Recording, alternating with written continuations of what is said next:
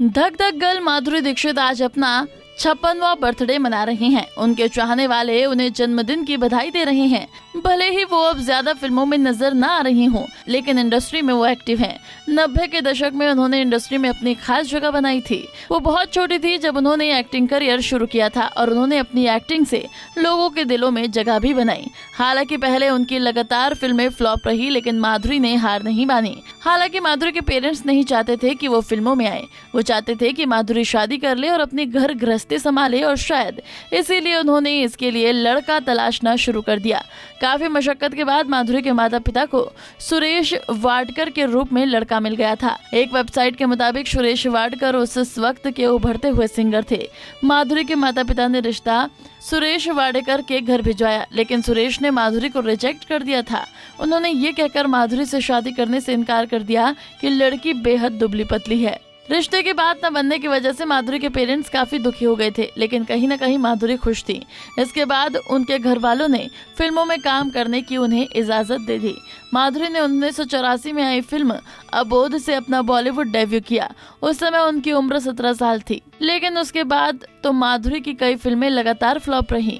इसके 4 साल बाद आई फिल्म तेजाब से उन्हें पहचान मिली, और फिर तो माधुरी ने पीछे मुड़कर ही नहीं देखा। इसके बाद माधुरी के पास फिल्मों की लाइन लग गई। उनकी बेटा, हम आपके हैं कौन, दिल तो पागल है, कोयला, देवदास, साजन, राजा, परिंदा, राम लखन, पुकार, प्रहार, मृत्यु दंड, जमाई राजा जैसी कई सारी फिल्में सुपरहिट रही। इन सुपरहिट फिल्मों ने उन्हें हाई पेड एक्ट्रेस बना दिया था। माधुरी ने खूब पैसा कमाया। उसी पैसे के दम पर आज वो एक लग्जरी लाइफ जी रही हैं। खबरों के मुताबिक माधुरी का न्यूयॉर्क में एक आलीशान घर है। मुंबई में भी उनका आलीशान फ्लैट है और कई लग्जरी कारें भी हैं। रिपोर्ट्स के मुताबिक माधुरी दीक्षित की 2022 में नेटवर्थ 250 करोड़ रुपए के करीब बताई जाती है। वहीं उनकी सालाना इनकम 12 करोड़ रुपए के आसपास है। अब आप सोच रहे होंगे कि अब ऐसा क्या कर रही हैं जो माधुरी इतना पैसा कमा रही हैं। तो बता दें कि भले ही उनके पास फिल्में ना हो, लेकिन माधुरी रियलिटी शो में बतौर जज अच्छी फीस चार्ज करती हैं। इसके अलावा वो सोशल मीडिया पर भी काफी एक्टिव हैं। शायद आपको पता ना हो कि उनका प्रोडक्शन हाउस भी है जिसमें मराठी फिल्में और सीरियल बनाती हैं। फैमिली और शुरुआती लाइफ की बात करें तो माधुरी का जन्म मराठी ब्राह्मण परिवार में हुआ था।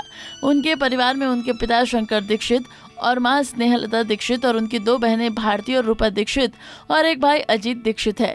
3 साल की उम्र में माधुरी दीक्षित डांस में परफेक्ट हो गई थी और उनके नृत्य को देखते हुए माता पिता ने उन्हें कथक सिखाया और 10 साल की उम्र तक माधुरी प्रोफेशनल कथक डांसर बन चुकी थी। मुंबई के एक स्कूल से उनकी पढ़ाई हुई और उन्होंने माइक्रोबायोलॉजिस्ट से बीएससी किया। कॉलेज के दौरान माधुरी डांस, ड्रामा और बाकी सभी एक्टिविटीज में पार्टिसिपेट करती रहती थी। वहीं से उन्होंने एक्टिंग की दुनिया में कदम रखा। उनका करियर पीक पर था जब उन्होंने भारतीय मूल के अमेरिकन डॉक्टर श्री राम माधव नैने से शादी कर ली थी। हालांकि शादी के बाद भी उन्होंने कई फिल्में की, लेकिन ज्यादातर उन्होंने अपनी फैमिली को ही महत्व दिया। माधुरी के 2 बेटे एरिन और रियान नैने हैं। अब तो आप जान ही गए होंगे कि माधुरी दीक्षित के पास कितनी संपत्ति है। पैकेज अच्छा लगा हो तो लाइक करना न भूलें। नारी से जुड़ी मोर अपडेट्स के लिए हमारे इंस्टाग्राम को फॉलो, फेसबुक को लाइक और यूट्यूब चैनल सब्सक्राइब करना ना भूलें।